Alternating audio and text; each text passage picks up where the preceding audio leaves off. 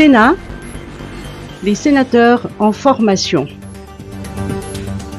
Les 18 sénateurs nouvellement élus ou nommés par le président de la République ont participé aujourd'hui au Palais d'Anouskil à une formation sur l'élaboration et l'adoption des textes législatifs, le contrôle de l'action gouvernementale, ainsi que sur la représentation des intérêts des collectivités territoriales décentralisées. La formation s'est déroulée en partenariat avec le ministère de l'Intérieur et de la Décentralisation, selon Imbiki Irlaz, vice-président du Sénat. Cette formation permet aux sénateurs de mieux appréhender les rôles, les fonctions, les structures, les procédures et les textes de base relatifs au Sénat. Il s'agit également d'impliquer davantage les sénateurs à dialoguer en permanence avec les élus locaux pour renforcer le processus de décentralisation. Problème d'eau, forage à Tana. Pour tenter de résoudre le problème d'approvisionnement en eau qui touche la majorité des Tananarisiens, le Conseil des ministres d'hier a annoncé de forer dans Tana et les zones périphériques.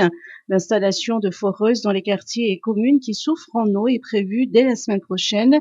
Le Conseil des ministres a souligné que les études techniques menées par les techniciens du ministère de tutelle sont en phase de finalisation.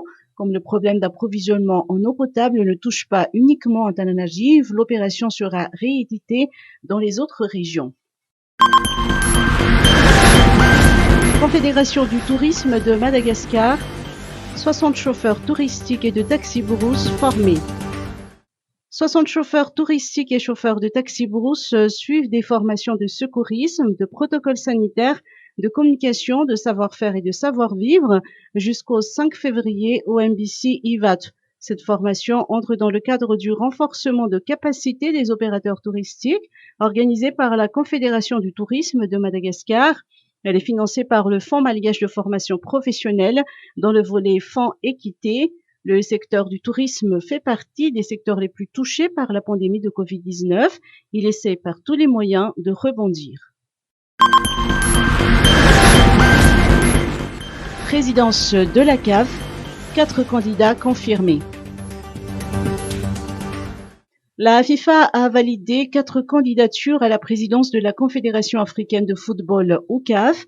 Il s'agit du Sénégalais Augustin Senghor, du Sud-Africain Patrice Motsepe, du Mauritanien Ahmed Yahya et de l'Ivoirien Jacques Anouma. Si les dossiers d'Augustin Senghor et de Jacques Anouma ont été validés dès le début, Patrice Motsepe et Ahmed Yahya ont dû passer le grand oral pour que leur dossier soit accepté. L'élection aura lieu le 12 mars prochain à Rabat au Maroc.